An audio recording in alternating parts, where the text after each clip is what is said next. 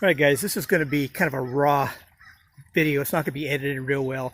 A while back, I did a series of videos on installing a Ridgeline in these netted hammocks that don't have ridgelines in them.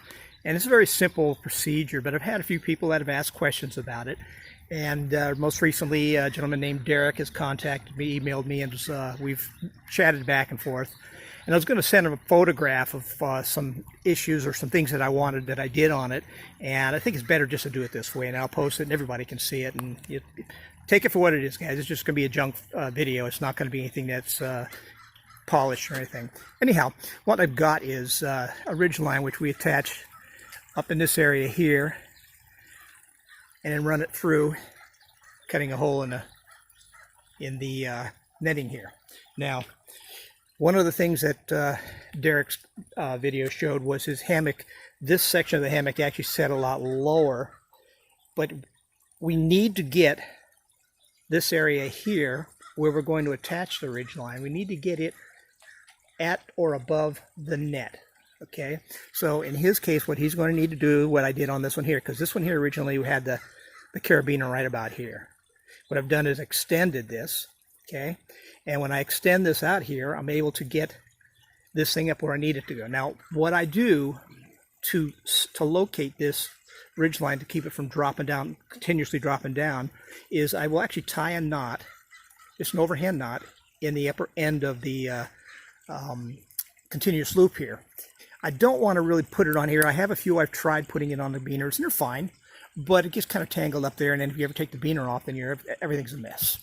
So anyhow, what I did was I run the beaner up here to get the hammock up where I need it to be, make my knot right here, and insert the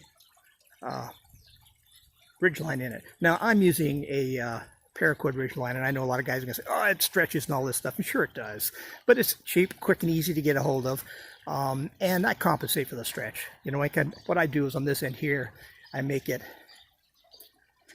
adjustable with a taut line hitch, and once I've dialed it in, if it's a hammock that I'm going to use and nobody else is going to use, then I will basically set it up so it's permanent. But in this case here, it's not going to be something that this particular hammock is one that I use as a loaner for friends, family, and kids and what have you. And we also stick it in the backyard. My wife and I both use it, and we both like hanging it a little differently. So that's what I've done here. Now right here, I did this thing where I sandwiched these two pieces of grosgrain in here and then put a seal in this area here to keep it from allowing bugs to get in. But I've done on the recent hammocks, I've actually just taken and just burned the hole in this thing like I did before to put this in here. I burned the hole in this, and I just run this Ridgeline through it, and it's been fine. So, you know, if you don't want to do any sewing, you can do that. As to how I do these things, just go look in my videos listing below, and it'll have the whole thing exactly how it's done. Now, one other thing I do when I do these, and I pointed these out in the videos before, but I'm going to just do it again just in case anybody's missed them. I just take, now can't get that thing to stay up.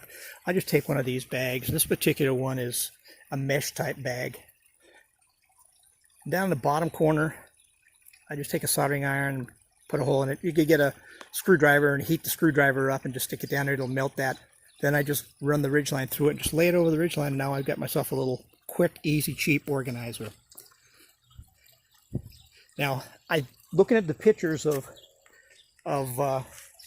Derek's, it looks like he has just a single pull-out out here for his netting, but it looks like it has something built in it that keeps it spread a little bit.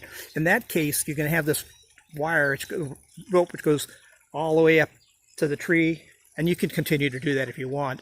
The other thing to do would be to get yourself a little prusik, put it here, take your rope off of that and just pull it out to the prusik and just lock it into the prusik. That'll keep that thing stretched out for you. That makes it a single hook up here, a single hook up on the other end down there. Very simple way to do it. Here's a more traditional style hammock that we see a lot of in the inexpensive market. For want of a better term, I call it the coffin style hammock because it is shaped like a coffin. Anyhow, on this one here, I did add the Ridgeline to it. And you can see here I've done the lark's head on this thing here. Got the spreader bars here. I did a video on this. If you go look in my listings of the various videos I've done, you can find it in there. But what I wanted to do was to keep this from having to go up there, or even in some cases guys will put them here. The closer I can keep this stuff in here, the better it is, the better, easier it is to keep it dry in the rain. Also, again, this one's a single hookup right here. So what I've done is I've made these adjustable so I can adjust them, and they run all the way across up to the other end there. And these I do actually put inside the carabiner here because these are naturally going to tangle. So by putting them in the biner, I can untangle them very quickly, very easily. But that's the way I do this particular one. So if you get this style of hammock, you can do that.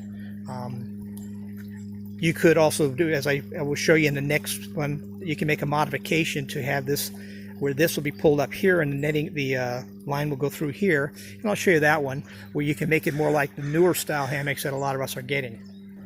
Okay, the addition of a Ridgeline in this particular hammock, this was my wife's Yukon Outfitters hammock. It was one of those conventional coffin style hammocks where the netting spreads out into a box and attaches to a tree up above you. By adding the Ridgeline to this thing, what we've made is what I like to call an orange slice hammock.